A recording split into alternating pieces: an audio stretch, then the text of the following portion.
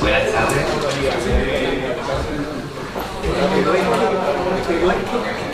Buenas tardes, señoras. Muy buenas tardes y bienvenidos al Círculo Mercantil e Industrial de Sevilla. Vamos a dar comienzo a esta última conferencia del ciclo sobre cambio climático que se viene celebrando desde el día 5 de febrero en esta sede del Círculo Mercantil. Ciclo que se está celebrando con motivo de nuestro 150 aniversario gracias a la ayuda importantísima de don Benito Valdés, que hoy es nuestro conferenciante, y de mi compañero de junta directiva, José Manuel Oliver, que ha sido el organizador también junto con don Benito de este ciclo. Un ciclo que, como les digo, empezó el día 5 de febrero con la conferencia de don Francisco García Novo, con el título Cambios en la biosfera y cambios en la humanidad, un diálogo milenario. Continuó con la conferencia de don Luis Fernando López Cotín con el título Incertidumbres en el cambio climático. El 12 de febrero tuvimos a don Joaquín Rodríguez Vidal con la conferencia La escala geológica del cambio climático. El 22 de febrero a don Antonio Gómez Expósito con la conferencia Combatiendo el cambio climático, electrificación, renovables y almacenamiento. El 26 de febrero don Emilio Galán Huertos con la conferencia El almacenamiento del dióxido de carbono como una solución necesaria para mitigar el cambio climático. El 27 de febrero a don José Miguel Cisnero Herrero con también una extraordinaria conferencia La amenaza de las bacterias multiresistentes para la salud pública mundial y el cambio climático. El lunes tuvimos a don Miguel Delibes con la conferencia El mundo animal ante el cambio climático, y hoy tenemos la conferencia de don Benito Valdés Castrillón, Evolución vegetal en respuesta al cambio climático. Sirva el haber mencionado a todos los conferenciantes para agradecerles en nombre del Círculo Mercantil el que hayan venido a este ciclo. También quiero, antes de presentar a nuestros conferenciantes, saludar a todos los catedráticos, profesores, vicerrectora de la Universidad Pablo Olavide, que aquí están. Don Benito Valdés Castrillón, para mí es un honor presentarlo y entenderán por qué, aunque fui alumno suyo. Presentar a alguien que ha sido tu profesor y de la categoría tanto personal como la valía profesional de don Benito es para mí un honor inmenso. Le doy algunos datos personales del profesor Benito Valdés. Nació en Calatayud, Zaragoza. No le digo el año, pero hace muy poquito, muy chiquillo, pero sigue igual de activo. Licenciado en Ciencias Biológicas por la Universidad de Madrid en 1964, en el 65 llegó a Sevilla y es doctor en Ciencias Biológicas por la Universidad de Madrid desde el año 1969. Como puesto docente ha sido ayudante de práctica de Biología y de Botánica en la Universidad de Madrid, profesor adjunto de Botánica ya en Sevilla desde el año 67, profesor agregado de Botánica desde el año 72 y catedrático de Botánica durante un año en la Universidad de León, entonces dependiente de la de Oviedo, entre el 76 y el 77, y ya desde el 77 catedrático de Botánica en la Universidad de Sevilla. Durante ese tiempo ha tenido ofertas de marcharse a Madrid, pero nunca la ha aceptado y ha estado continuadamente en Sevilla. Como les decía, en ese periodo de tiempo, en los años 80, fui alumno suyo y Benito, me pusiste un notable, muchísimas gracias. Bueno, un detalle. Dentro de los puestos de investigación, bueno, siempre colaborador con el Centro de Investigaciones Científicas, investigador científico y profesor de investigación del Centro de Investigaciones Científicas desde 1984. Ha dirigido 20 tesis doctorales, publica más 228 artículos científicos publicados en revistas científicas, autor de 10 libros, algunos en colaboración con otros autores, 167 capítulos en libros, la mayor parte aportaciones a floras o catálogos nacionales o regionales, normalmente como único autor, 4 extensas publicaciones en red, 12 libros científicos y volúmenes monográficos editados, la mayoría en el extranjero, 38 proyectos o contratos de investigación.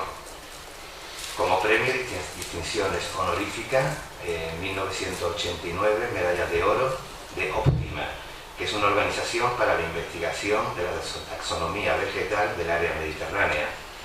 Académico numerario de la Real Academia de la Ciencia y Medicina y Cirugía en 1991 y de la Iberoamericana de Farmacia en 1996. Presidente del Instituto de Academias de Andalucía desde 2014 y hijo adoptivo de la ciudad de Sevilla en el año 2016.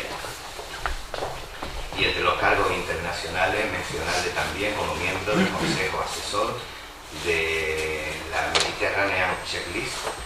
En 1977, hasta la actualidad, secretario y presidente de la Comisión para Flores y Monografías de Optima, presidente de Optima, presidente del Grupo de Especialistas en Biodiversidad y Biosubsistencia del Consejo de Europa y desde 2011 hasta la actualidad presidente del Comité Científico de la Fundación Internacional Pro Herbario Mediterráneo en Palermo, Italia. Este es el currículum abreviado. Si habláramos del extenso, pues estaríamos aquí horas y horas hablando de la importante valía de nuestro conferenciante de hoy. Personalmente, como les he dicho, lo aprecio muchísimo y tengo una experiencia como anécdota que me gustaría compartir con ustedes, que es la delicia que es ir por el campo con el profesor Benito Valdés viendo plantas.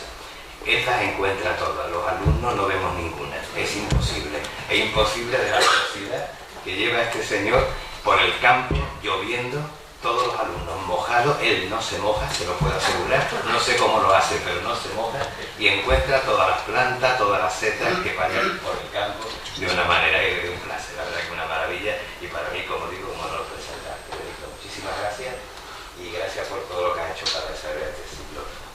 Un aplauso para ti.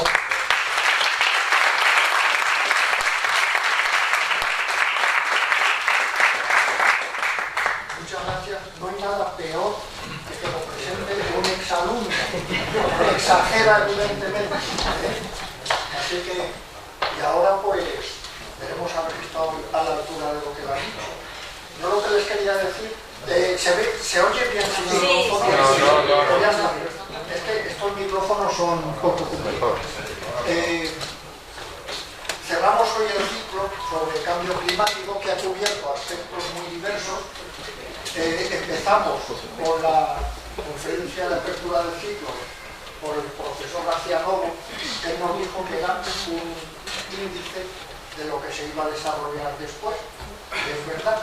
Entonces yo lo que voy a hacer es una especie de epílogo de lo que se ha ido desarrollando, pero poniendo el acento evidentemente en las plantas.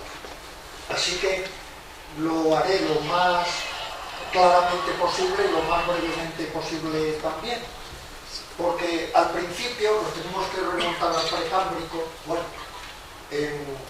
vamos a decir, hace como 3.500 millones de años, millón más, millón menos, comenzó la vida sobre la Tierra en el océano primitivo. Esto es una foto catastrófica, como cualquiera que podamos buscar de los inicios de la vida sobre la Tierra, y la materia orgánica que se iba sintetizando en algún momento se organizó para dar origen a los primeros organismos, que fueron plantas. No podían ser otros, porque las plantas son los únicos organismos que podían aprovechar la energía lumínica que nos llegaba a raudales, en cantidades que ahora veremos muy brevemente. Primero, los procariotas, a los que corresponden estas fotos que hay por aquí, sean unicelulares, sean filamentosos, que no tenían núcleo, y luego las plantas, que es un nivel de organización posterior, que tenían núcleo, y les he puesto aquí a modo de ejemplo, pues nada, unas euglenofitas, un par de ejemplos de clorofitas, las diatomeas, que no tienen movilidad pero son enormemente vistosas, y las plantas acuáticas, o sea, las algas macroscópicas, porque todas las anteriores eran más o menos microscópicas o macroscópicas, de las cuales he puesto aquí solo 3 ejemplos que ustedes conocen, aunque no sea más que porque las comen. Cuando van a comer sushi, pues seguro que está envuelto en una laminita de laminaria sacarina, que es el kombu, una de las plantas, una de las feofitas algas pardas que se utilizan en la alimentación. Hay muchas, o bien cualquier ensalada china pues tiene tiritas de nori, porfira, que se cultiva en la zona mareal de las costas de Japón, o la lechuga de mar, pero corresponden a 3 grupos muy distintos: rhodofitas, feofitas y clorofitas. Y todas ellas, cuando producen esporas o gametos, son móviles, salvo en el caso de las rhodofitas, que no tienen, en ningún caso tienen flagelo, y se mueven en el agua y están perfectamente dentro del agua, en ese hábitat que los protege, como enseguida les contaré, de las inclemencias externas. Estos son, en este caso, esporas de uva lactuca, de la lechuga de mar, que tienen 4 flagelos, los magritos tienen 2, en fin, todo eso se va combinando.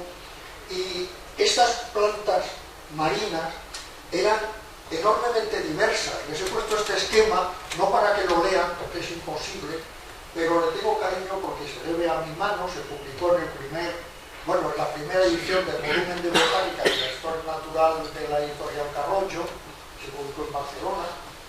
El volumen estaba escrito por Benjamín Fernández, García Novo y Miguel seguro que son los de él. Después sería catedrático, que sustituyó a Alfredo Carrato, que fue nuestro profesor de ecología, y a Carlos Vicente Córdoba, que se ocupó en el volumen de la parte funcional. Fue, ya se ha jubilado, catedrático de Fisiología Vegetal en la Universidad de Madrid, lo habéis conocido seguro como alumno, y sustituyó pues, a los Tinta, que fue nuestro profesor de Fisiología Vegetal. Pero lo que les quiere enseñar este esquema es simplemente la gran diversidad que hay de estas plantas todavía acuáticas, salvo estos polígonos que hay aquí corresponden a plantas terrestres, luego veremos un poquito, pero se quiso marcar las plantas verdes por un lado, las plantas pardas por otro, las rojas, que no tienen nada que ver. Son 3 grupos completamente distintos. Lo mismo que los hongos, por supuesto, no tienen nada que ver con las algas, quiero decir, con las plantas en general. Es otro reino. Lo que pasa es que tradicionalmente nos hemos ocupado los botánicos de estudiar los hongos también. Y los animales, Miguel, pues aquí no están, pero aquí dice protozoos flagelados. A lo mejor esto teníamos que hacer así, darle la vuelta, porque ¿de dónde han salido los animales? Los primeros protozoos, pues a lo mejor a partir de las euglenofitas y pterótrofas, porque estas son autótrofas, pero las hay que son saprófitas o son fagotrofas, y suponemos que hay o las dinofitas, que los botánicos, hay unas 4.000 especies de dinofitas, o sea, es un grupo muy diverso. Los botánicos las consideramos plantas, tienen plastos muy especiales, porque no todas las algas tienen el mismo tipo de plastos, hay 4 diferentes, tienen plastos, tienen pigmentos pardos fotosintéticos, pero tienen clorofila A, que es general a todas las plantas, y los protozólogos, los parasitólogos, las consideran animales, porque hay muchas que son parásitas, sobre todo de peces. Así que si ustedes estudian protozoología o parasitología en una facultad de medicina, les explicarán con el nombre de dinoflagelados lo que los profesores de botánica explicamos a nuestros alumnos como dinofitas.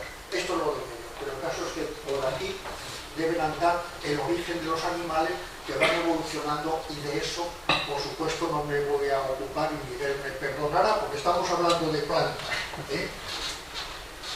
¿Qué es lo que hacen las plantas?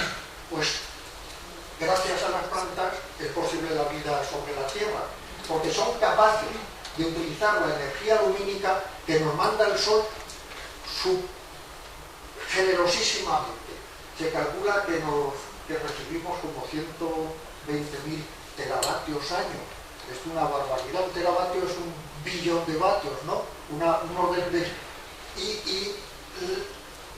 digamos, los organismos, toda la biosfera le basta para todas sus funciones absolutamente con 35.000.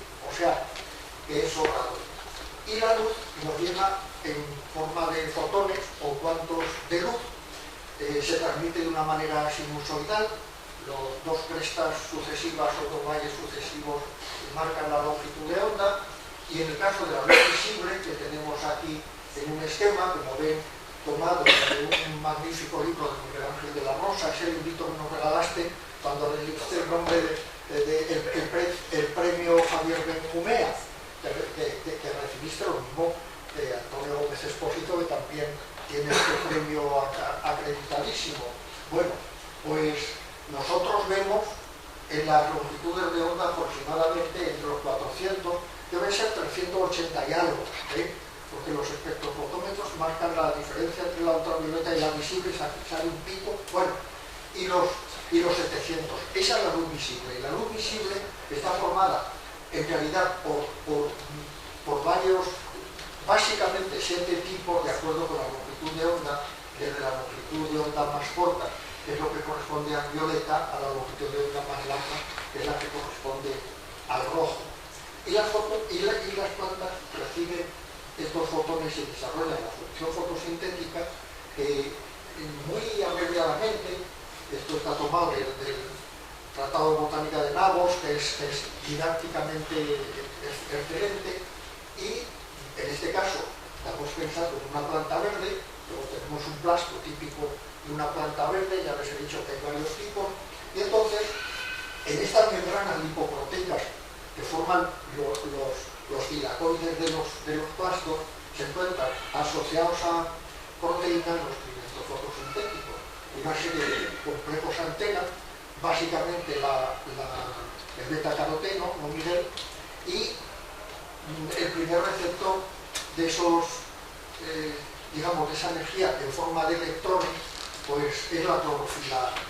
Digo en forma de electrones porque todos estos pigmentos, como ven, pueden absorber radiación solar en todo el espectro lumínico. Todos estos pigmentos comparten el tener estructura resonante, son átomos de carbono con enlaces dobles y sencillos alternantes, y eso permite el flujo de electrones, de manera que los electrones que vienen por aquí llegan a la clorofila. Un electrón de un orbital próximo al núcleo salta por efecto de esa energía que recibe, pasa a un orbital superior, y luego al ir perdiendo energía lo hace a través de una cadena de citocromo, que simplemente pues lo que hace el proceso de la fotosíntesis. Aquí está resumidísimo, es transformar la energía lumínica en energía química, decimos fosfato ligada, porque lo hace en forma de adenosíntesis fosfato, una moneda energética que luego va a servir para todo. Los animales, donde van las plantas que han estado, como luego veremos, acumulando biomasa, y van a aprovechar ese adenosíntesis fosfato y van a digamos, liberar esa energía. Pero bueno, básicamente esto es lo que hacen las plantas, y la eficiencia energética no es mucha. Miguel Ángel de la Rosa me corregirá si me equivoco, pero debe andar por alrededor del 5% o así, ¿no? 6% en las C4, un poquito menos en las C3. Que Gómez Expósito dirá, eso es poquísimo, porque claro, las células fotovoltaicas de que nos hablaba en la tercera o cuarta conferencia tienen una eficiencia energética cerca del 20, pero se espera que sean hasta el 50 o más, o sea que son mucho más eficaces. Lo que pasa es que las células fotovoltaicas lo que hacen es liberar electrones del litio, como tú nos decías, y generar electricidad. Y aquí lo que ocurre es que los sistemas fotosintéticos lo que hacen es pues, acumular esa energía en forma de energía química, como digo, y en el proceso de la fotosíntesis, que esto es una parte solo, digamos sería la parte lumínica, pues lo que hacen es formar biomasa. Esto está tomado de Miguel Ángel también, porque son unos esquemas clarísimo. Aquí tenemos la radiación que nos llega del Sol en cuanto a longitud de onda. La parte visible, de nuevo, la tenemos aquí, medida en nanómetros, y por debajo del violeta tenemos la radiación ultravioleta. La radiación ultravioleta es mutagénica, y cuanto menor es la longitud de onda, más mutagénica, lo cual quiere decir que es una radiación peligrosa, porque altera el material genético, y las plantas no podían vivir nada más que dentro del agua. Por eso durante 3.000 millones de años todas esas algas que hemos visto antes vivían dentro del mar y no podían salir fuera, porque lo impedía la radiación que está por debajo del violeta, aunque le llamamos ultravioleta, que son la radiación ultravioleta de onda corta, pero por debajo están los rayos X y los rayos gamma, que son todavía peores. Entonces las plantas estuvieron ahí protegidas, desempeñando la función fotosintética que en esencia consiste de dos partes: la fase lumínica, que un poquito les he medio indicado hace un momento, y la fase oscura. En la fase oscura lo que hacen las plantas es, haya luz o no haya luz, acumular, utilizar la energía para fijar dióxido de carbono. Dióxido de carbono porque estamos pensando en el dióxido de carbono. Y en este ciclo de conferencias hemos hablado repetidas veces del problema que hay, la liberación del dióxido de carbono, el aumento y el efecto de incremento de la temperatura por el dióxido de carbono. Porque es verdad, la materia orgánica es carbonada, como hemos dicho muchas veces, pero las plantas utilizan también, hay un proceso fotosintético de asimilación del nitrógeno, y de esto saben mucho los miembros del Instituto de Bioquímica Vegetal y Fotosíntesis, mixto entre el Consejo y la Universidad de Sevilla, al cual pertenece don Miguel Ángel de la Rosa, don Miguel García Guerrero, digo porque son los dos miembros académicos numerarios de nuestra Academia de Ciencias. Don Manuel Losada Villasante, que es el que creó el instituto, se ha especializado en los procesos de la fotosíntesis del nitrógeno, pero también hay una fotosíntesis del azufre, etc. Y en esencia, en lo que consiste la fotosíntesis es elisar el agua, que es la que cede electrones en los sistemas fotosintéticos, recuperan los electrones del agua, cede protones, que se une a un compuesto, no hace falta decir el nombre, si quieres se lo digo, la nicotinamida de dinucleótido, que se carga con los protones, y los protones los une al dióxido de carbono y se forma materia orgánica en la parte oscura de la fotosíntesis. Y resulta que como consecuencia del análisis del agua se desprende oxígeno, y el oxígeno se elimina, no sirve para nada, pero pasa a la atmósfera. Y gracias a que ese oxígeno a lo largo de tanto tiempo ha pasado a la atmósfera, se ha podido formar una capa que es la ozonosfera O3, que lo que hace es una capa protectora que absorbe la mayor parte de las radiaciones ultravioleta y de longitud de onda inferior. Y eso es lo que permite que en un momento dado, hace unos 500 millones de años, millón más, millón menos, como decía antes, porque eso todo, bueno, las plantas pudieron salir del agua. Mientras vivían dentro del agua, protegidas, estas radiaciones se absorben en los primeros 5 metros de la capa oceánica y la luz va penetrando de acuerdo con su longitud de onda, la que más profundamente penetra es la roja, pero hasta más o menos los 200 metros. Esa es la parte de las masas oceánicas que permiten la vida vegetal. Depende de la turbidez, de la temperatura, de varias cosas, pero por debajo de esa capa luminosa, por así decir, está la parte afótica, donde no pueden vivir las plantas, pero sí los animales. Así que esto es lo que tenemos, pero esto es la esencia de la fotosíntesis oxigénica, porque hay otros procesos de fotosíntesis que practican, por así decir, algunas cianobacterias y algunas bacterias fotosintéticas en que no utilizan el agua como donante de electrones, sino salen de hierro, de magnesio, etc. Y los procesos de oxidorreducción son los que proporcionan esos electrones. Pero en fin, esto es lo que nos interesaba. Así que hace unos 500 millones de años, en el Cámbrico, en el Paleozoico, algunas de esas algas intentan salir. Probablemente lo intentaron más veces, pero no pudieron, lo impedían las radiaciones mutagénicas, tremendamente mutagénicas que incidían. Y entonces se originan a partir de las algas verdes. Eso sí que está claro, porque las plantas verdes todas tienen los mismos pigmentos que las algas verdes. Las algas verdes son plantas acuáticas y las plantas verdes terrestres, pues todas ellas tienen los mismos pigmentos y el mismo tipo de plasto que veíamos antes. Y entonces, en ese momento se originan las plantas terrestres, pero para eso necesitan algunas adaptaciones. Esto es muy simple, esto es casi infantil este ciclo, pero se originan a partir de algas, en este caso algas verdes. Yo he puesto aquí la lechuga del mar que hemos puesto antes, que tienen ciclos biológicos en los cuales alternan una fase diploide, que es lo que llamamos el esporofito, porque forma esporas, con una fase haploide, que es lo que llamamos el gametofito, porque forma gametos. Si nosotros pudiéramos homologar, podemos, con las plantas, nosotros seríamos un esporofito que es incapaz de formar esporas, solo forma gametos. Los gametos míos, pues los de otra señora, forman un cigoto, se desarrolla un embrión y tendríamos un ciclo diploide. Pero las plantas pueden tener ciclos de muchos tipos, aplontes, diploaplontes como este, trifásicos, que es lo que pasa en las rhodofitas. Pero da la casualidad que todas las plantas terrestres tienen ciclos de este tipo, en los cuales alterna un esporofito con un gametofito.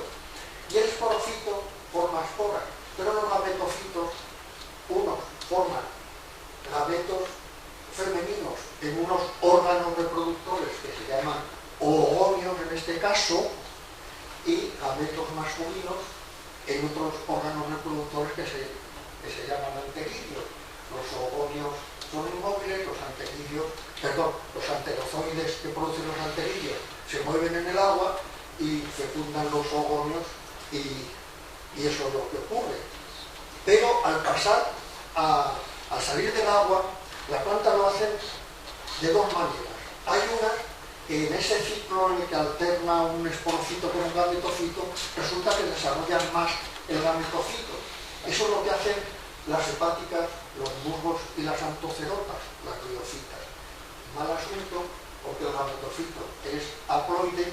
Las mutaciones que se están produciendo, que se producen continuamente y que en su mayor parte son perjudiciales, no pueden ser enmascaradas por los factores normales, digamos, que no los hay, suponiendo que las mutaciones afecten a un carácter que se transmite por un par de genes, por así decirlo. Entonces, las plantas que tienen más desarrollada la parte gametofítica no han tenido éxito en cuanto a la colonización de la Tierra. Y dependen absolutamente del agua. Van alternando un gametofito, que es lo que estamos viendo aquí en una hepática, o aquí en un par de musgos. Les he puesto tres géneros muy conocidos, y entonces el gametofito en el extremo de la ramita tiene los órganos reproductores, que ya los oogonios están protegidos, se llaman arquegonios, lo he puesto aquí. En el arquegonio hay un gameto femenino, que es esto que vemos aquí. Este ya está fecundado, esto es un cigoto, pero este está todavía sin fecundar, y producen anteridios, y los anteridios liberan enorme cantidad de anterozoides flagelados, y necesitan el agua, porque el mecanismo de reproducción consiste en que esos gametos masculinos flagelados nadan en el agua, penetran por el ápice del arquegonio y fecundan la osfera. Y eso es así en todas, no solo en los musgos, en todas las plantas arquegoniadas. Pero ha habido otros, y aquí lo pongo un poquito más tarde, en el silúrico, pues más o menos hace unos 400 millones de años, que han hecho otra cosa diferente. Han desarrollado más el esporofito que el gametofito, que han sido las pteridofitas primero. los helechos. Les he puesto aquí un helecho muy común, el helecho macho, y un helecho arborescente, que es una ciatea de Madagascar y Ceilán. Y han desarrollado el esporofito. El esporofito normalmente en el vez de los frondes, que son hojas, producen esporangios en grupos, que es lo que vemos aquí. Las esporas se dispersan por el viento, cuando caen germinan y producen un gametofito que en el caso de mayor tamaño tiene como 1,5 cm o cosas. Y en este gametofito se producen los antegonios ya metidos en el tejido gametofito y los antelidios productores de anterozoides que todavía necesitan el agua para poder nadar. Los helechos se desarrollaron fundamentalmente, empiezan, como hemos visto antes, pues más o menos en el silúrico, se desarrollan en el devónico del Carbonífero y forman unos densos bosques, sobre todo en el devónico y el Carbonífero, que tenían a su disposición ingentes cantidades de dióxido de carbono. En el Precámbrico la concentración llegó a 7.000 partes por millón, que no nos podemos casi imaginar, pero cuando empieza el desarrollo de los helechos en la superficie terrestre, pues todavía son más de 2.000 partes por millón. ¿Qué necesita la planta? Agua, dióxido de carbono, una temperatura agradable, y en un ambiente de tipo tropical se empiezan a desarrollar los helechos y forman unos bosques de plantas, a veces hasta de 20 o 30 metros de altura, con grandes troncos, aquí hay sigilarias, lepidodendron, ornaitales y demás. Aquí nos ha puesto el dibujante un odonato, un insecto que ya lo sabía en el Carbonífero, y se forman estos grandes bosques en los trópicos de índole tropical, que cuando son depositados estos materiales en las cuencas de sedimentación se forma el carbón, y el origen del carbón y de la hulla y de la antracita está precisamente en estos bosques del Carbonífero. Estos bosques del Carbonífero estuvieron desarrollándose en la parte, digamos, intertropical de nuestra Tierra durante casi 50 millones de años. Y ahora estamos quemando lo que se ha acumulado en todo ese tiempo en un par de siglos o tres. Ese es el problema. Se acumuló el dióxido de carbono, se acumula en forma de materia orgánica, pero cada átomo de carbono que hay aquí forma una molécula de CO2 cuando se quema o cuando se fermenta. Pero es que además estamos quemando los lignitos que se forman después en el Mesozoico, a partir de los bosques fundamentalmente de gimnospermas. Así que lo que se acumuló en un periodo de tiempo enormemente largo lo estamos consumiendo en un periodo de tiempo relativamente corto. Bueno, y lo que les quería decir es que un poquito más tarde, ya en el Devónico, empieza a evolucionar otro grupo vegetal. Les he puesto aquí una S para que vean que son plantas con semillas, que son primero las gimnospermas, que empiezan más o menos en el Devónico, se forman varios grupos de gimnospermas, muchos se extinguen, lo mismo que se han extinguido gran cantidad de los grupos de helechos, y en el Jurásico, que es cuando, y el Cretáceo, que es cuando predominan las gimnospermas, pues en este periodo se han identificado algo así como 2.000, 2.200 especies distintas de gimnospermas. Muchas se han extinguido, en la actualidad no llegan a 800, están catalogadas como gimnospermas vivas. Y esto es lo que ocurre en este periodo de tiempo. Las gimnospermas tienen que hacer otra cosa. Derivan, como todas las plantas vasculares, de helechos, pero helechos que forman dos tipos de esporas. Unas grandes, que forman unos gametocitos relativamente desarrollados, y otras pequeñas, que forman unos gametocitos pequeños. Pero estos gametocitos masculinos, que son lo que tenemos aquí, producen gametos masculinos que necesitan nadar en el agua son biflagelados para poder fecundar las orfeas que están en los órganos reproductores femeninos, en este gametofito femenino. El agua, necesitan todavía el agua, en el caso de los helechos. Pero en el caso de las gimnospermas ya no, porque resulta que en los conos femeninos jóvenes, en las axilas de las escamas que tienen estos conos, se encuentran unas estructuras que llamamos primordios seminales, porque son los precursores de la semilla, dentro de las cuales se forman esas esporas grandes, lo que hemos llamado macroesporas. Y aquí germinan, no son dispersadas, germinan ahí. Y en los conos masculinos se forman esporas masculinas que llamamos polen. Este es el polen de un pino, o puede ser un abeto, porque es similar, que es la microespora o espora que al germinar dará el gametofito masculino. Utilizan el viento, o sea que ya las gimnospermas no usan el agua como medio para reproducirse, sino el viento.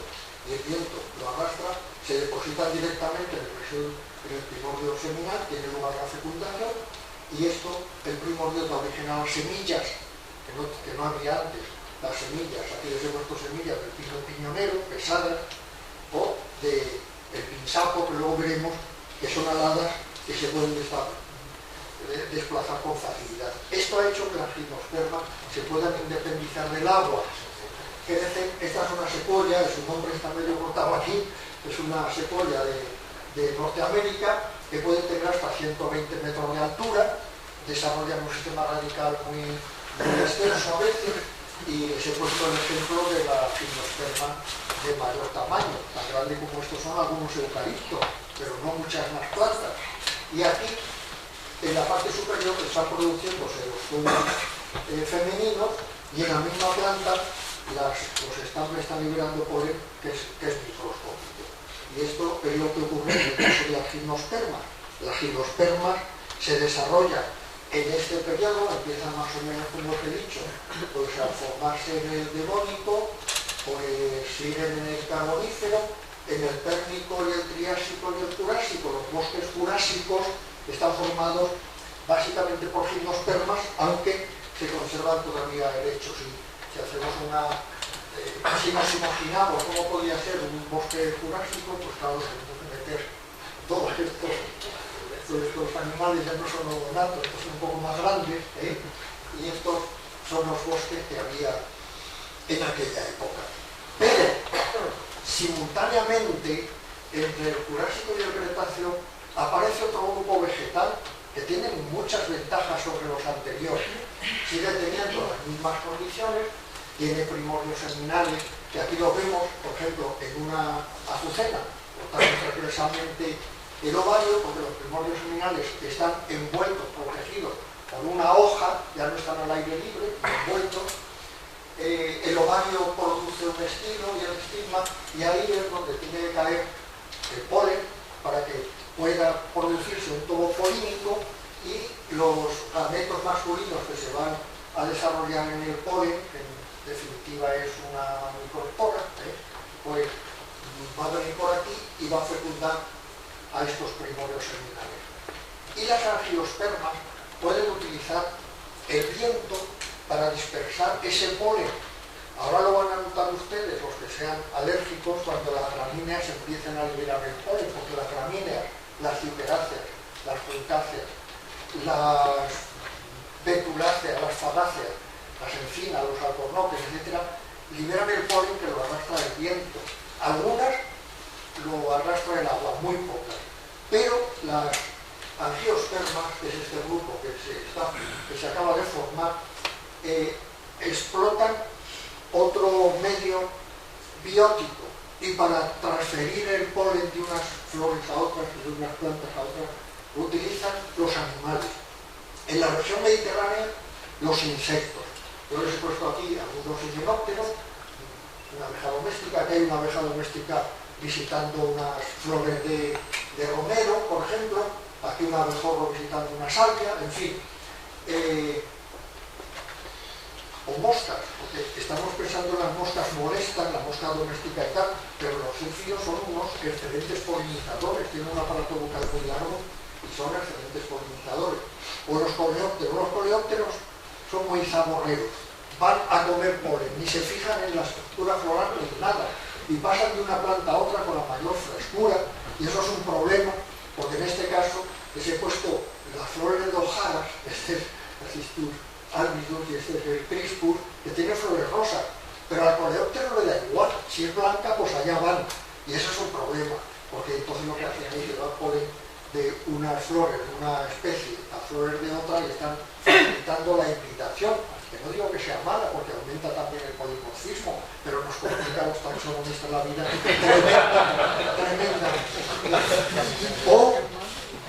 O las mariposas, y aquí les he puesto pues un par de mariposas diurnas, algunos de ustedes reconocerán la mariposa monarca, que es un insecto espectacular, y una mariposa vespertina, un esfíngido, lo que llamamos aquí se llama colibrí, por lo que no vamos a ver, esfíngidos porque hay una, no es esta, pero es la mariposa calavera, que tiene una especie de esfinge en el dorso, o las polillas nocturnas. Las mariposas diurnas se posan, toman néctar, acuden a las flores, toman néctar, las vespertinas y nocturnas toman el néctar en pleno vuelo. Pero resulta que los insectos y las flores han evolucionado paralelamente y tienen relaciones de tipo mutualista, porque los dos sacan beneficio. Es verdad que las plantas se tienen que esforzar en ofrecer néctar, ofrecer polen para atraer al insecto. El insecto acude atraído por esos premios que le da la planta, pero transporta el polen y la poliniza. Y eso es lo que los colores es el agente atractivo principal, las formas que reconocen los insectos. Entonces las plantas han producido una cantidad de pigmentos de tipos muy diversos que acumulan en distintas partes, pero sobre todo en los pétalos para atraer a esos insectos y llevar a cabo la polinización. Así que hay una coevolución estrecha a partir de principios del Cretácico, más o menos, entre los insectos que se diversifican y las plantas que se diversifican. Y probablemente por eso, en el caso de los insectos no lo sé, pero en el caso de las plantas, las angiospermas se han diversificado enormemente. Hay del orden de 250.000 especies de angiospermas. Tienen una ventaja evolutiva notable sobre los otros grupos vegetales, tienen los primordios seminales protegidos y han ido desplazando a las gimnospermas, por ejemplo. De manera que a partir del Jurásico Cretácico ya las angiospermas van dominando sobre la vegetación y formar bosques que sustituyan los de las gimnospermas. Pero fuera de la región mediterránea, en nuestra región no, también son agentes polinizadores muy eficaces, los murciélagos nocturnos. Entonces la planta lo atrae con un aroma muy intenso, lo mismo que hacen las plantas que atraen a las polillas, a los lepidópteros nocturnos, porque lo atraen por el olor, o colores vivos y alta producción de néctar. Un colibrí, esto es un auténtico colibrí, un troquídeo en este caso, pues necesita néctar, que es una sustancia enormemente energética, rica en monosacáridos, porque estos pájaros son migratorios, a veces cubren por distancias de 4.000 kilómetros o más, mejor poder emigrar y pasar de América, del norte de América del Norte a México y por ahí. Y sobre todo en los trópicos, hay unas 25 familias de aves que son polinizadoras, porque en los trópicos de África, de América también, pues hay otros pájaros, como son estos pequeños lobitos que están aquí en África del Sur, pues polinizando una flor en una mirtácea, o en Australia, como ven, hay una mirtácea que está siendo polinizada por otro pájaro. Pero bueno, en nuestra región mediterránea esto no ocurre. En el tiempo ha ido ocurriendo eso. En el espacio ha ido ocurriendo lo siguiente. En el Carbonífero como nos dijo el profesor García Novo, había solo una masa continental.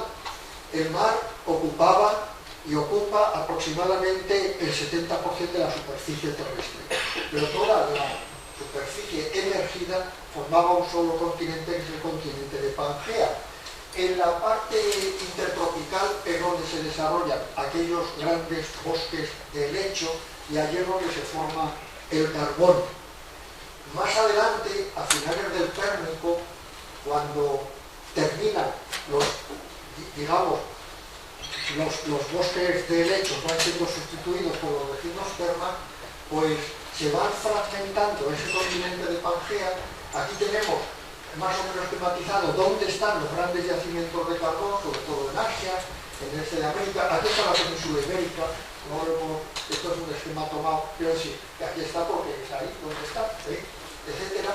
Los polos, que antes no lo hice notar, pero los polos que no estaban como están ahora, más o menos aquí es donde estarían ahora los grandes lagos que separan Canadá de Estados Unidos, y aquí más o menos Nueva Zelanda. El eje de la Tierra va girando, quiere decir que el clima va a ir cambiando. En estas condiciones se desarrolla, cuando ya se han diferenciado un subcontinente en el norte y otro en el sur, que tienen esos dos nombres, es cuando se están desarrollando los bosques de gimnospermas, que prácticamente cubren toda la superficie terrestre, y en el Cretáceo inferior, esta es la situación que tenemos. La placa, como decía García Novo, que se está destacando desde el continente de Gondwana y emigrando hasta que se coloque aquí y empuje y levante el Himalaya, de toda esta parte que es la península arábica. En fin, aquí está el mar de Tetis, que es el precursor del mar Mediterráneo, con gran profundidad. Incluso el mar Mediterráneo actualmente pues tiene profundidades más o menos hasta 4.000 metros de profundidad en la parte este y 3.000 más o menos por aquí, en la parte oeste. Se está formando la distribución de continentes que tenemos más o menos ahora.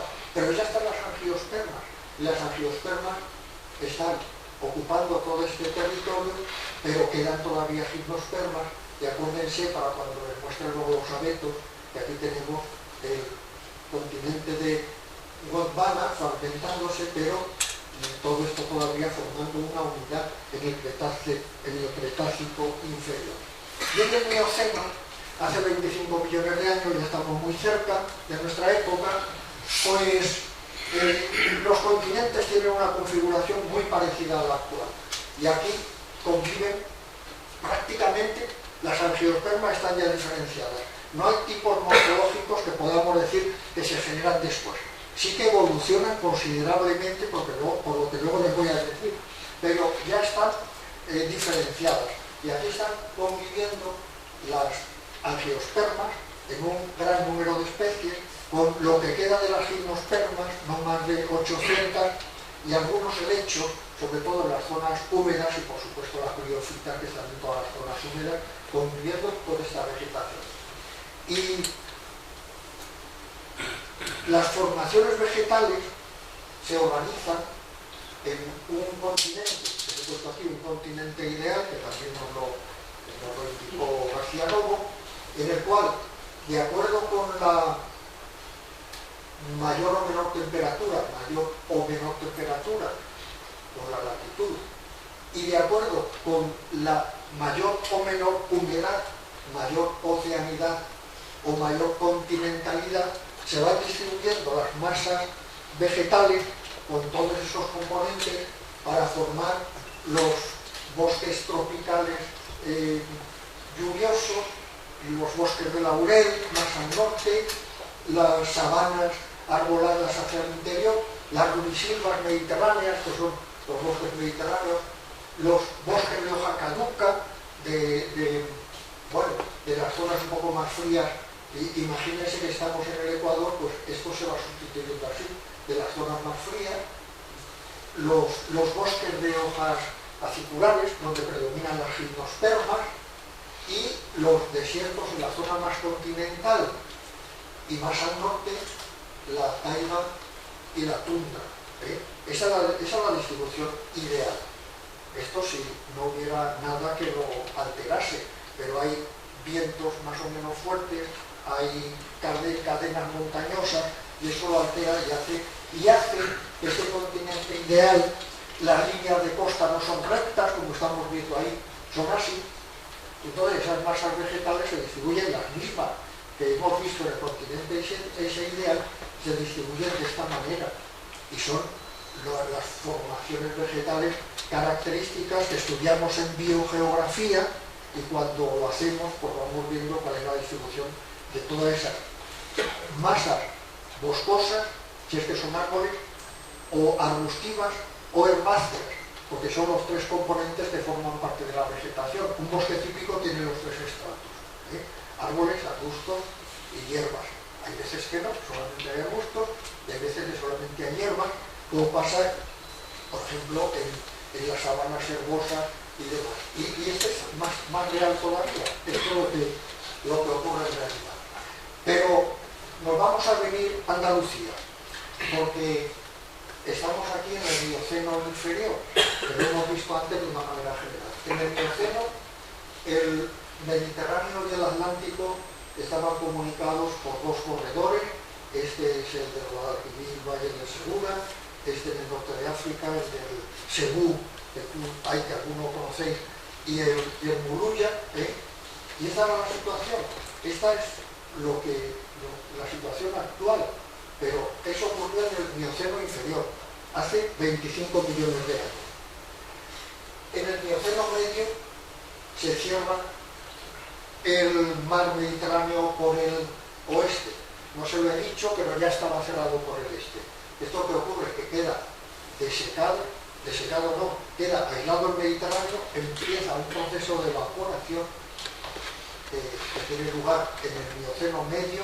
En el periodo mesiniense prácticamente se seca el Mediterráneo porque la afluencia de los ríos no son suficientes para compensar la transpiración, pero en el Plioceno se abre el estrecho de Gibraltar, hace 5 millones de años. Desde hace 5 millones de años está abierto el estrecho de Gibraltar, y verán la importancia que puede tener. Bueno, ¿por qué se cierra el Mediterráneo por el oeste? Porque la placa ibérica, antes veíamos que se desplazaban las placas, no sé si lo he dicho, pero lo veíamos en las figuras, la placa ibérica se desplaza hacia el sureste, pero la placa africana se está desplazando hacia el norte, y ahí cierran el estrecho, pero cierran el estrecho porque además se produce un mecanismo, un fenómeno que empieza en el Cretácico, y es el plegamiento alpino.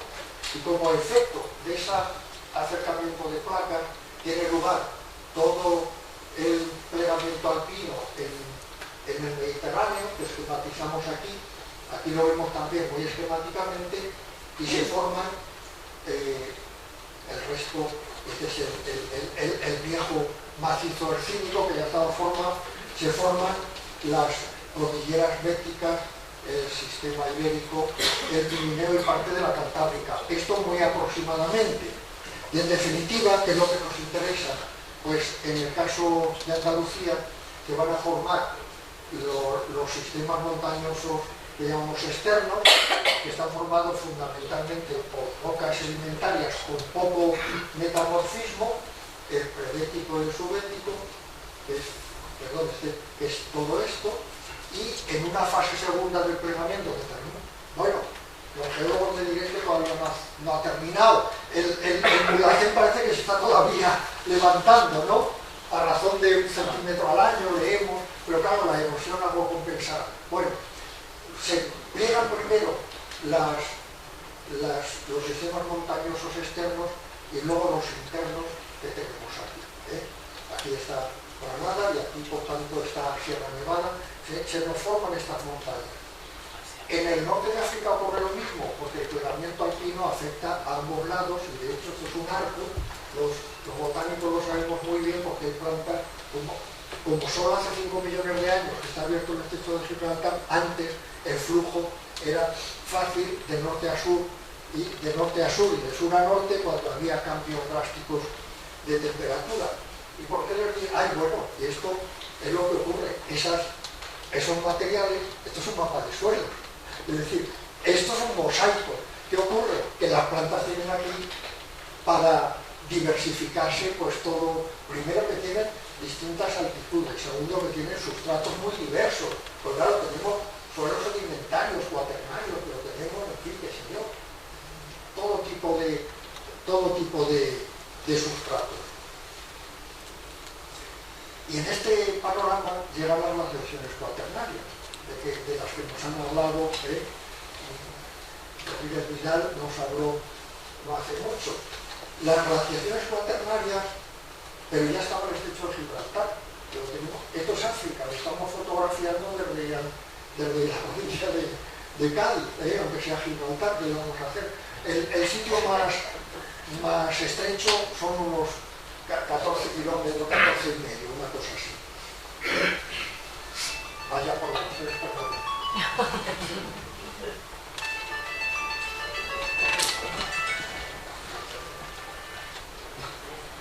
Ya, espero que no me vuelvan a llamar,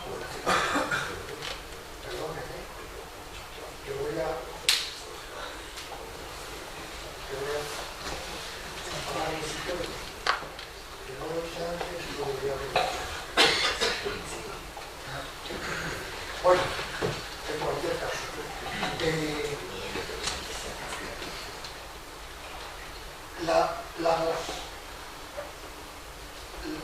la glaciación antepenúltima, la GINS que tenemos aquí, esto es aproximadamente la disposición de las formaciones vegetales en el Mediterráneo y en el centro de Europa. Esto estaba cubierto por hielo, esto es lo que está todo cubierto por hielo, y como ustedes lo están leyendo, pues no se lo explico. Como nos decía el profesor Vidal hace poco, pues esto realmente no está cubierto por hielo, pero es suelo helado, tampoco ahí es donde se está desarrollando, sobre todo la tundra. En la última glaciación, lo tenemos más cerca, esta es la superficie que estaba cubierta por los hielos, y esto es una reconstrucción de cómo estaba distribuida la vegetación durante esta glaciación, la última que hemos tenido, que termina hace 10.000 años, o sea, hace nada, nos estamos aproximando a nuestra época, distintas formaciones vegetales, pero como ven, predomina la tundra. Esto es también tundra, todo esto es muy frío, estos son bosques mixtos, hay caducifolios y bosques de coníferas, y la vegetación mediterránea está ahí refugiada en la parte más térmica, pero termina la glaciación, empieza el Holoceno, que empieza hace unos 10.000 años, y entonces empiezan a desplazarse estas formaciones vegetales. Y las plantas no vuelan, no corren, como decía don Miguel Delibes, pero tienen semillas y frutos que pueden ser dispersados. Y aprovechan tanto los recursos abióticos, como es el agua, pero sobre todo el aire, el viento, como los animales, sobre todo las aves y los mamíferos. De manera que si cambian las condiciones climáticas se pueden ir extendiendo de acuerdo con... Pero en este periodo, en la última glaciación, se eliminan los bosques de laurel. No se lo he dicho antes, pero al final del Cenozoico, al final del Terciario, esta parte de la región mediterránea estaba cubierta por bosques de laurel. Tenemos restos todavía en los canutos de Algeciras, que nos gusta visitarlos por eso, con muchas plantas características, algunas coincidiendo con Canarias, porque en las Islas Canarias sí que se ha conservado la laurisilva. Esta foto está tomada en Gran Canaria, pero en este periodo, en la última glaciación, se fragmentan las áreas de algunas especies y se forman pues los círculos de especies típicos del Mediterráneo, como ocurre con los abetos. Estos son 4 abetos mediterráneos, sus nombres lo están viendo aquí. Este es lo que llamamos pinsapo, pero es que Boissier cuando lo describió usó como epíteto específico el nombre común que se le daba en la serranía de Ronda. Aves pinsapo, el pinsapo de Marruecos, que está en el Rif, el Pisapo de Argelia, en los Alpes numídicos, y el Pisapo del este del Mediterráneo, en la zona montañosa del norte del Líbano, la parte montañosa de Siria, más próxima a la costa, y un poquito en Turquía. Estos son 4 abetos mediterráneos y todos coinciden en el mismo tipo de cono.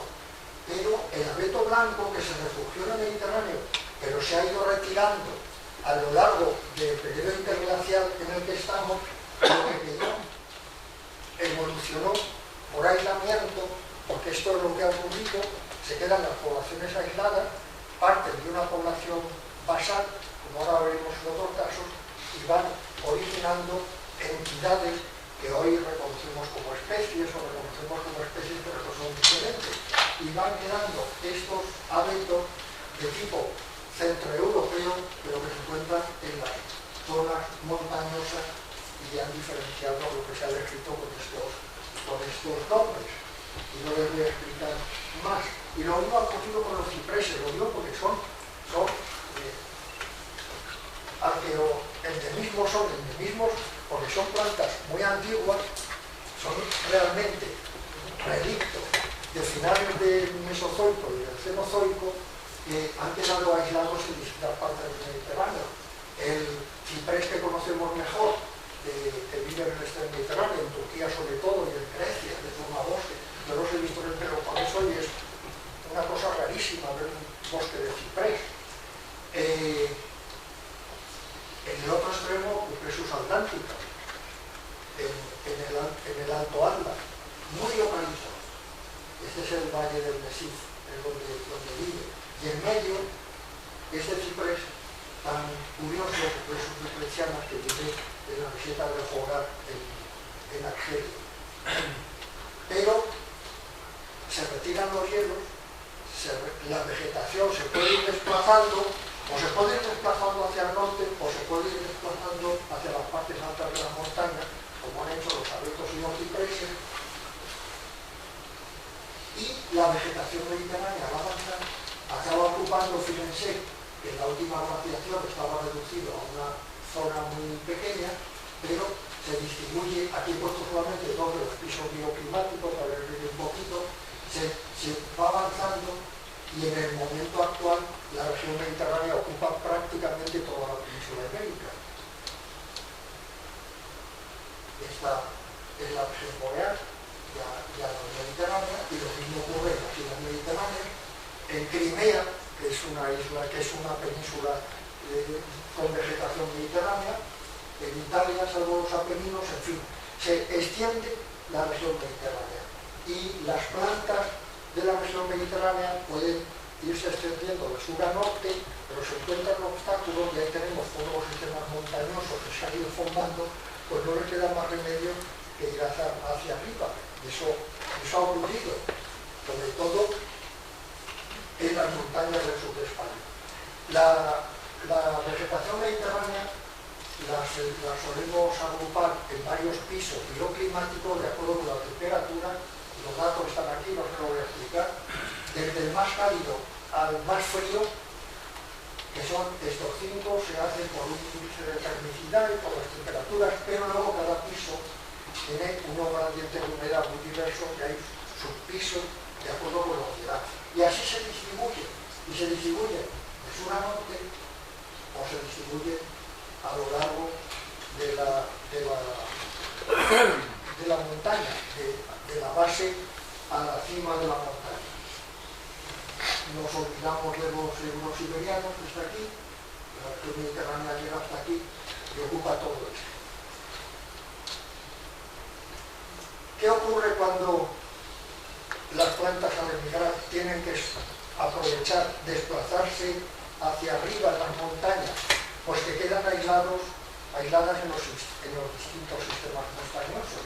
Y antes hemos visto, por ejemplo, en Andalucía, pero lo mismo ocurre en otras regiones. En Andalucía pues hay unas cordilleras externas y otras internas, que resulta que aquí estas linarias que suponemos que son originales se han desplazado hacia el norte, fundamentalmente esta que tenemos aquí, que se llama linaria erugínea, por el color del paladar, que tiene óxido de hierro, se han desplazado del norte, pero también lo ha hecho ascendiendo por las montañas. Y allá han quedado poblaciones aisladas y los mecanismos genéticos, la mutación, la recombinación y la selección han actuado de distinta manera en cada uno de ellos, de manera que se han ido diferenciando lo que podemos decir un círculo de especies. En fin, si tienen el vivo, por ejemplo, estas características de la Sierra de Alcaraz, de la linaria huartanensis, en la Sierra de Cazorla Segura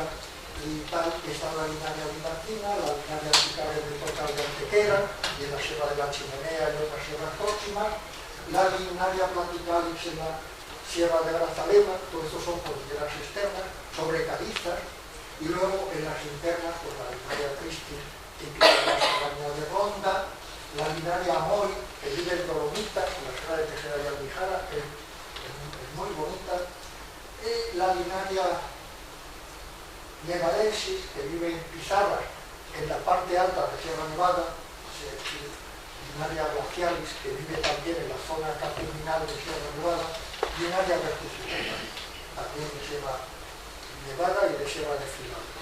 Lo que ha ocurrido en este caso ha ocurrido repetidas veces. Yo no lo voy a explicar, pero vean otro ejemplo en el caso de las arenarias almohadilladas de alta montaña, que son una preciosidad de plantas y que prácticamente cada montaña andaluza tiene su especie o subespecie, con los tomillos de flor larga de una sección concreta en el sureste de la península.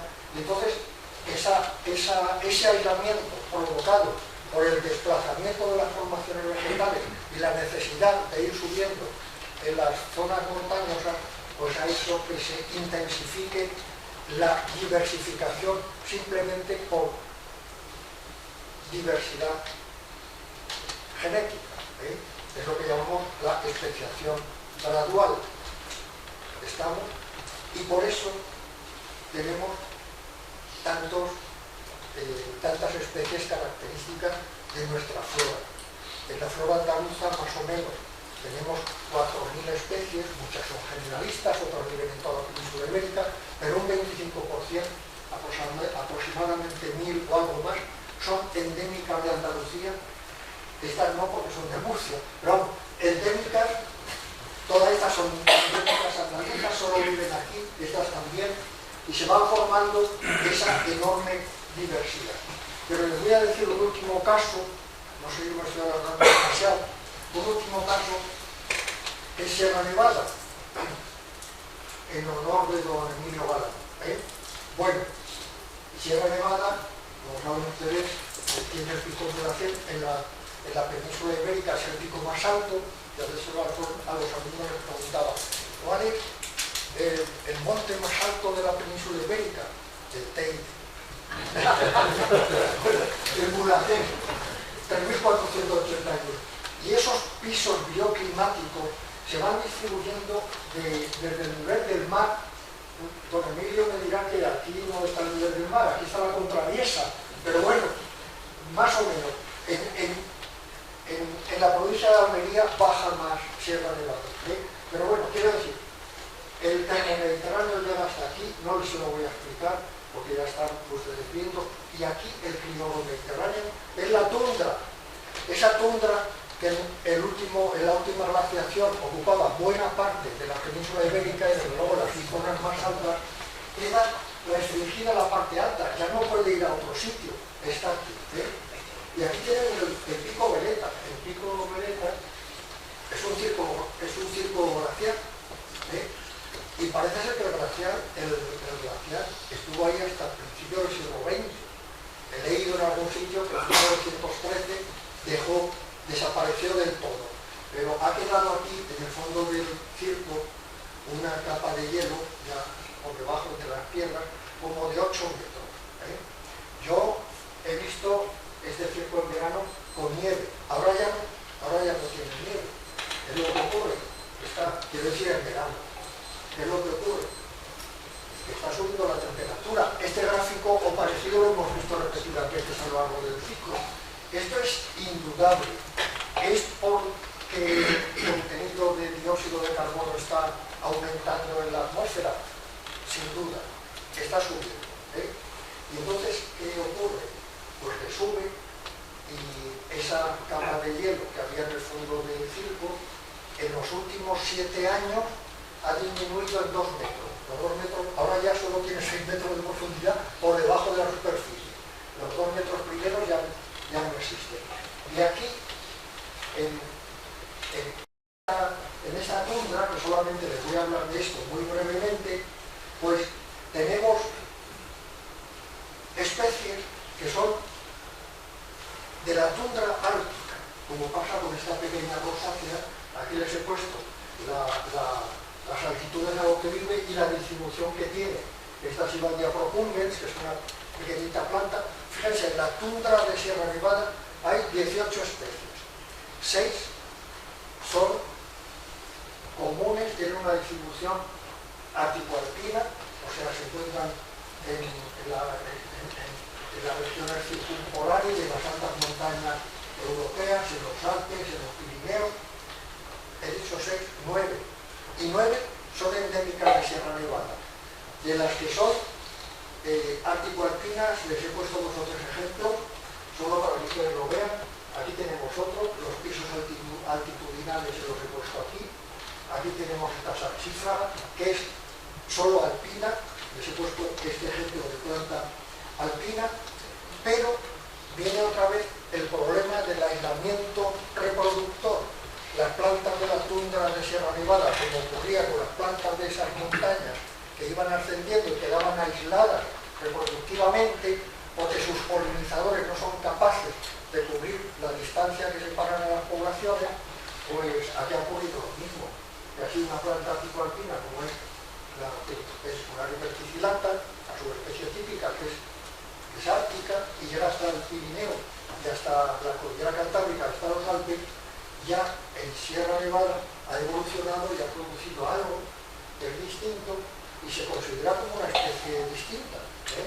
Se describió como especie y Ignacio Soriano la ha combinado como subespecie porque es lo más apropiado. Y este lígero es el endémico de Sierra Nevada. Les he puesto aquí un mapita del Parque Natural de Sierra Nevada por los puntos donde se encuentra. O esta festuca, fíjense la festuca que les doy, también endémica, miren, a 1 metro de la cima del Mulhacén, o sea que prácticamente, pero tiene un gradiente altitudinal bastante amplio. O la manzanilla de Sierra Nevada. Don Emilio habrá tomado infusiones de esta manzanilla en los bares de Granada. Está absolutamente prohibido recolectarla. Fíjense, ustedes habrán oído no hace mucho que un pastor fue sorprendido con un manojo de estas manzanillas y lo condenaron a 2 años de cárcel. Supongo que luego le condonarían la pena o yo que sé, pero es que no sabía el hombre que en el año 94 la Junta de Andalucía había publicado un catálogo de las especies amenazadas, que en el año 2003 había publicado una ley prohibiendo absolutamente la recolección de ninguna parte de la planta de 180 y tantas especies que están protegidas por ley, y que en 2012 todavía amplió con un decreto esa lista de especies protegidas. Son especies que no se pueden tocar. Fíjense, en peligro crítico, esta planta está en peligro crítico, su amplitud altitudinal es bastante grande, pero claro, es que se recolectaba masivamente. Yo no la he tomado nunca, Emilio, pero por esto tiene, ya espero que ya no la tomen, porque hasta hace muy poco se iba a Granada, tiene usted manzanilla de Sierra Nevada, sí, pues a mí no me la ponga, le decía yo, pero era para ver si realmente todavía la estaban recolectando. Creo que no, y de hecho estuvo a punto de extinguirse, por eso está en peligro crítico, no porque se acabe la posibilidad de que esta planta, porque evidentemente se están desplazando hacia arriba, muy lentamente, tiene una inercia muchísimo mayor que la que nos contabas tú de algunos animales, muy lentamente. Pero el peligro lo tiene, como siempre, en este caso, el recolector. Y lo mismo ocurre con esta arenaria. Esta arenaria es anual, este es el rango altitudinal, está en en la parte que ocupa la tundra, y resulta que en este caso son la cabra montés, la que la comen, y además vive, aquí se ve un poquito sobre pizarras que son capturales muy sueltos, entonces al pisotear pues le está destrozando el hábitat. Y les voy a poner un último ejemplo, he ido para atrás, de esta planta que, como ven, es del oro mediterráneo, pero el peligro de esta planta es que está en una zona donde están toda la parte deportiva, aquellos que van a esquiar a Sierra Nevada y tal, el movimiento de tierras que hubo que hacer para preparar todas esas partes de hoteles y demás, pues resulta que eso se ha depositado en la zona donde vivía esta especie. Vive ahora mismo solo una pequeña población y probablemente esté en peligro de extinción, en peligro crítico, está catalogada. Les tengo que decir que esta especie, las 19, bueno, esta es otra, las 18, esta es ya del oro mediterráneo, al ir aumentando la temperatura, como decía, me parece que Miguel de lunes, no va a tener sitio donde ir, va a desaparecer.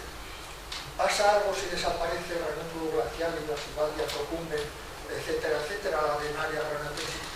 No, porque sigue estando en el Pirineo y en los Alpes, pero los endemismos de Sierra Nevada, que son exclusivos, sí que se van a perder. A los biólogos no nos gusta que se pierda la biodiversidad, pero es evidente que se va a perder. Se ha perdido a lo largo de toda la historia. Lo hemos visto en los helechos, a lo mejor no se lo he hecho ver con claridad, pero en el Paleozoico muchísimos grupos de helechos se extinguieron, de esos que formaban los bosques del Carbonífero, por ejemplo. Muchísimas gimnospermas se han extinguido. En la península ibérica se han extinguido 24 especies. Bueno, en la península ibérica 21, 3 en Canarias, pero no por causas climáticas, sino por acción del hombre, como puede ocurrir con esta especie, o como podría haber ocurrido con la manzanilla de Sierra Nevada, si no hubieran metido a un pastor 2 años en la cárcel, hubieran alertado a los demás de que eso no se podía hacer. Y les pongo un último ejemplo y ya acabo. Esto simplemente, pues, el incremento de temperatura es uno de los muchos ejemplos de cómo se van desplazando, en este caso por el Valle del Ebro. En los últimos 30 años han empezado a aparecer poblaciones de esta planta, que es típicamente termomediterránea, que se va desplazando, incluso subiendo al Pirineo, aprovechando el aumento gradual de las temperaturas. Y termino con África, porque está al otro lado del estrecho de Gibraltar. Esto más o menos es una recreación de cómo estaban las formaciones vegetales en África hace 9.000 años, 7.000 antes de Cristo. El Neolítico empezó 1000 años antes. Seguramente la extensión de estas zonas áridas era más pequeña. Todo esto son sabanas, esta es sabana arbolada, estas son lo que llamaríamos estepas, sin árboles, pero formaciones vegetales. Y esta es lo que ha ido ocurriendo hace 8.000, hace 2.000 y hoy. ¿Qué es lo que ocurre? Que el desierto del Sáhara está aumentando considerablemente, gradualmente, pero sin parar. Y aquí, como ven, lo habrán visto muchas veces, en la parte de la meseta del Hogar, en el Sili Nancher, en todos esos refugios y demás, hay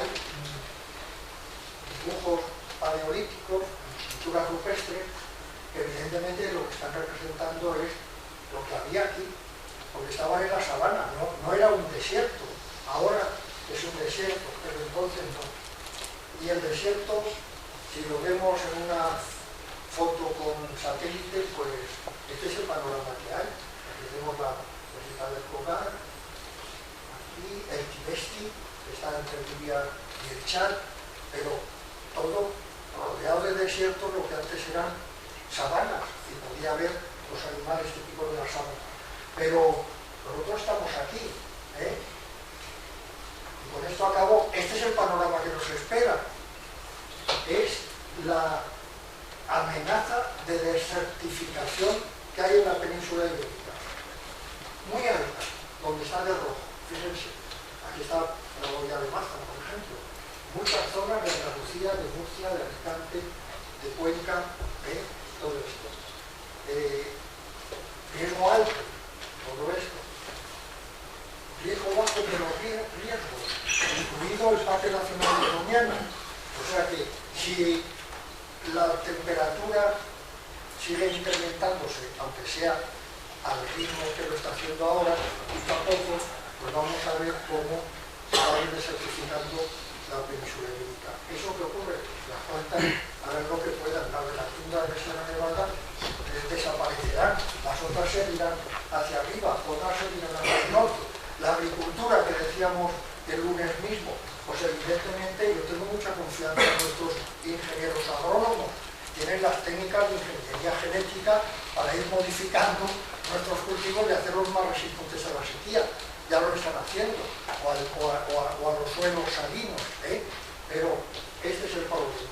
Y nada más, ya les he cansado bastante, no les digo nada más, sino que muchas gracias por su presencia y agradecerle a todos los compañeros que han intervenido en las conferencias que se han dado hasta ahora, su participación.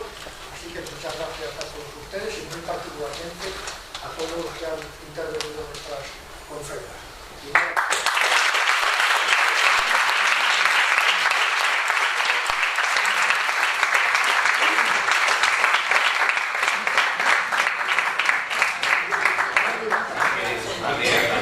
¿Alguna pregunta? Yo quiero hacer una.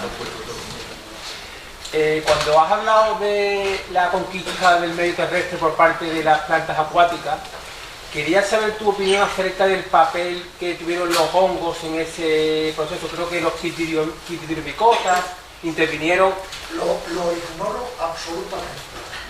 O sea, es más, el intento de colonización en el esquema, ¿te has fijado en el esquema? Pone ahí caroficia. Eso es una interpretación. Probablemente lo han intentado varias veces y probablemente han tenido éxito varias veces, porque tenemos una diversidad, por ejemplo, en la bibliofita grande. Y lo han debido intentar antes, pero no pudieron, porque no había una capa de ozono que los protegiera. El ozono, fijaos bien, cuando se detectó ese agujero enorme en la Antártida, en la capa de ozono, nuestros gobernantes se pusieron nerviosísimos, no ahora, pero con el ozono sí, porque es altamente mutagénico, perdón, el ozono, las radiaciones que se cuelan por el... Entonces detectaron que probablemente eran los elementos fluoruro-carbonatados de los aerosoles y otros componentes y de algunos abonos fungicidas que se aplicaban al suelo y lo remediaron. Se remedió, se ha recuperado totalmente, ya no tenemos ese peligro de que hubiera, pero porque se concienciaron, porque afectaba directamente. El incremento de la temperatura no lo ven. Quiero decir, hay gobernantes por ignorancia, por lo que sea, como el presidente de Estados Unidos, que no quiere seguir o aquellos hibillos, como los nuestros, que compran la cuota de CO2 a otros países. No le dan tanta importancia, pero cuando ocurrió con la capa de ozono, eso se remedió, porque se empezaron a utilizar otros refrigerantes para los sistemas de refrigeración, las cámaras, etc. Quiero decir que probablemente las plantas han intentado salir otras veces. Si lo han hecho, los hongos han salido, evidentemente, pero de eso no puedo hablar. Que parece, bueno, he leído por ahí en algún sitio que algunos hongos micorrizógenos tuvieron algo que ver con el aumento de la capacidad radicular de aquellas plantas acuáticas que posibilitaron la conquista del medio terrestre. Bueno, y quería saber si usted sabía algo sobre el tema. Gracias. Yo le quería hacer dos preguntas. La primera es que si las plantas respiran como nosotros, por la noche, en ausencia de luz solar, debería de aumentar el anhídrido carbónico en los bosques. Esa es la primera, si eso es cierto o no. Sí, lo que pasa es que el dióxido de carbono que eliminan, ellas respiran igual que nosotros, igual. Nosotros respiramos, yo no estoy respirando, estoy ventilando los pulmones. La respiración se hace a nivel celular y las plantas la hacen igual, igual.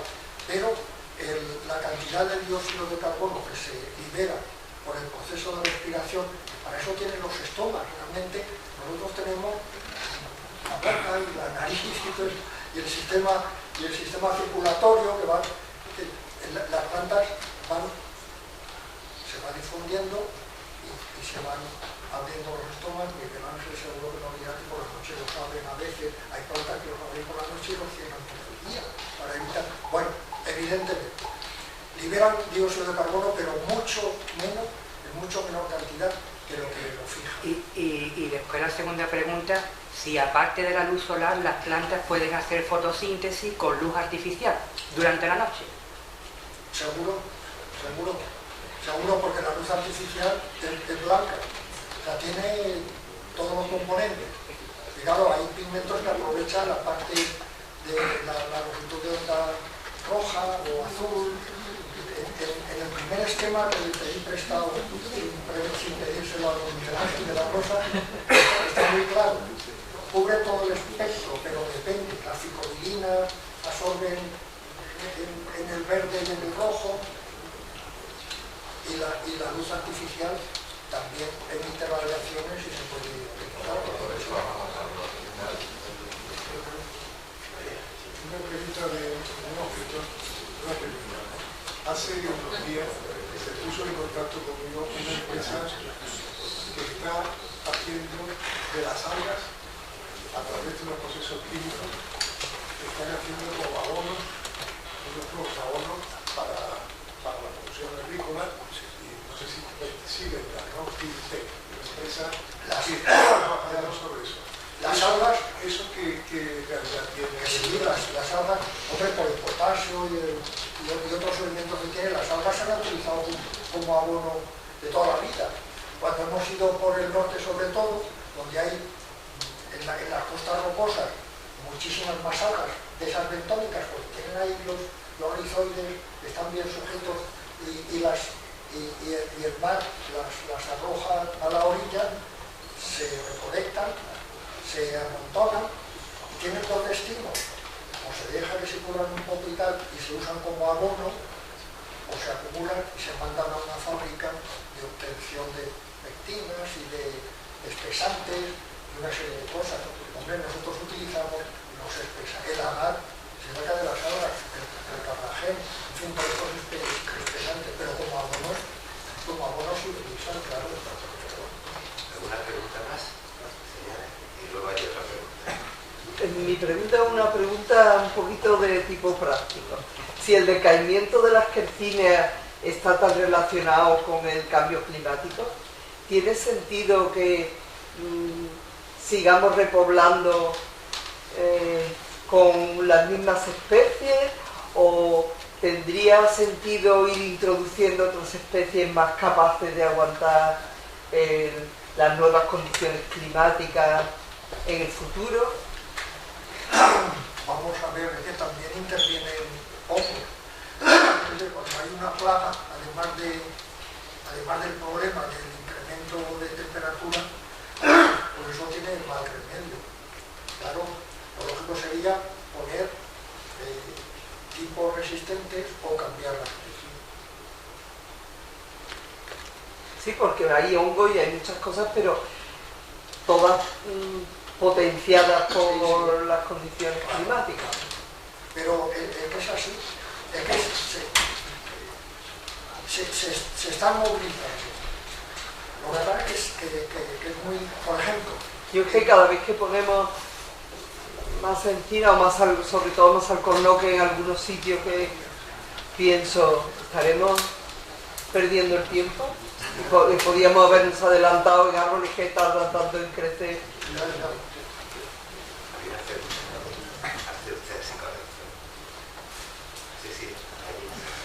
Bueno, Benito, lo primero agradecerte la preciosa clase que nos has dado de evolución vegetal y de geografía y de geología y del mundo vegetal asociado y bueno, una maravilla.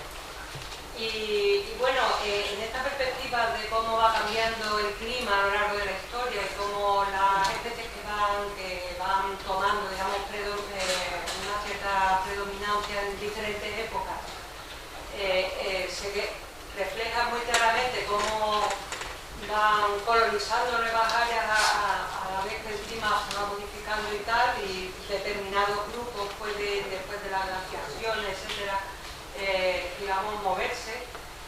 Un poco piensa uno que en estas circunstancias de cambio climático actual, lo que van a enfrentarse las plantas es, además del cambio climático, al enorme cambio paisajístico y cambio en el territorio producido por el hombre, ¿no? Con lo cual se van a encontrar con enormes zonas cultivadas que van a actuar, digamos, como aislamiento entre poblaciones, etcétera, ¿no? Y pues no sé... No, la dinámica natural está completamente alterada. Quiero decir, lo primero que necesitan las plantas son corredores para desplazarse. Si no los tienen, no lo pueden hacer. Pero no solo las áreas cultivadas, las obras públicas, las autovías, las carreteras, las ciudades, todo eso son obstáculos que tienen las plantas para poderse desplazar, porque evidentemente lo hacen. Y si sus propágulos no pueden salvar esos obstáculos, pues ahí acaban. Por eso decía antes que tenemos plantas que se han extinguido, pero realmente la causa no ha sido el cambio climático, ha sido siempre, en los casos que conocemos, antrópicas, sin duda ninguna. ¿Alguna pregunta más? Bueno, sí, bueno, antes que nada, felicitarte, hemos aprendido muchísimo con esta charla, por lo menos yo. A ver, enciclopédica y muy didáctica. Yo lo que tuve de profesor, lo siento, no me matriculé en biología, pero me hubiera gustado. Y desde luego no descarto, aquí hemos coincidido unos cuantos que hacemos senderismo, unos cuantos amigos que estamos por aquí. Llevarte algún día a hacer senderismo si te dejas. Va a ser divertidísimo. Va a ser divertidísimo irnos por ahí a la Sierra de la Nieve que nos cuente estas cosas. Bueno, debe ser. Yo era un comentario intentando centrar un poco el tema del CO2 del cambio climático. Ahí hace 10 o 12 años Al Gore hizo muy popular en su changuita aquella que ha podido en vídeo en YouTube todavía, de An Inconvenient Truth, y puso muy famosa aquella gráfica donde representaba los últimos 800.000 años la evolución de la temperatura y del CO2, ¿no? Y se veía, claro, era fantástico porque el tío la desplegaba para arriba y coincidían 100%, había una correlación del 90 y tantos % entre las dos gráficas, ¿no? Y se subió una escalera incluso para, en fin. Entonces yo he visto, sin embargo, me he quedado un poco estupefacto, tu gráfica, que llega hasta 4.000, no 800.000. Hasta 7.000. Eso es. Y sin embargo ahí no se ve esa correlación en absoluto. Se ve el periodo con mucho CO2 y baja temperatura y viceversa. Claro, las cantidades estaban de otra forma y tal, ¿no? Entonces, lo que digo es, eso le da a los escépticos a decir, hombre, si el CO2 no está correlacionado con el cambio climático, entonces ¿por qué demonios el hecho de que aumente un poquito el CO2 va a hacer cambio climático? Es decir, que los escépticos se agarran un poco a que geológicamente no ha ocurrido lo que parece que está ocurriendo ahora. ¿Tiene algún comentario al respecto? Vamos a ver, porque yo lo he pensado también un poco. Hombre, aumenta el CO2, está claro que aumenta la temperatura. El rango no es exagerado, esa es la verdad. En otras épocas, la temperatura, es que estamos, me parece que ¿quién lo decía tú? Emilio, estamos en un periodo frío, por mucho que se subiera, por mucho que se subiera la temperatura, estamos en un periodo frío y con una concentración de CO2 muy inferior a la que había en etapas anteriores. ¿Hasta cuándo podemos? Porque claro, a nosotros nos perjudica, lo único que nos perjudicó el agujero de la ozonosfera, nos preocupa el aumento de temperatura. Pero, como decía Miguel, nos podemos quitar ropa o podemos desplazarnos, es decir, el hombre se puede acomodar con facilidad. El problema es cuando hay que acomodar a 9.000 millones de persona. Pero claro, si lo vemos bajo el punto de vista de las plantas, que aumente el dióxido de carbono, estupendo. No sé si os comentaba alguno, la planta de bioetanol que tenía Bengoa, pues la vendió hace 2 años en el puerto de Rotterdam, que procesaba 1 millón de toneladas al año de maíz y de trigo, producía 300.000 toneladas de dióxido de carbono. La vendían a los invernaderos. ¿Por qué? Porque en los invernaderos tienes ahí las plantas y que pasa, pues tienes dióxido de carbono y luz. En Holanda no hay tanta luz como aquí. Pues las plantas felices, tú imagínate que debes cultivar acelgas en esos invernaderos, lo digo, ¿eh? Y ese comentario último que ha hecho ya me da la pregunta y con eso termino. ¿No podría ocurrir que si aumenta el CO2, se expanda la vegetación, las plantas, etcétera, compensen el aumento del CO2 y finalmente no aumente tanto? O sea, que ya, aumente la temperatura. Claro, en algunas zonas. De hecho, a lo mejor la temperatura no aumentaría tanto si no se hubiera deforestado tan intensamente. Porque ese es otro problema, el problema de la deforestación. Bueno. Pero vamos, es indudable que aumenta gradualmente la temperatura más. Vamos a finalizar el acto haciendo un agradecimiento al profesor Pito Valdés por este obsequio que ya ha recibido de los conferenciantes, que representa nuestro 150 aniversario y lo que seguro que para él es más importante por esta trabajo.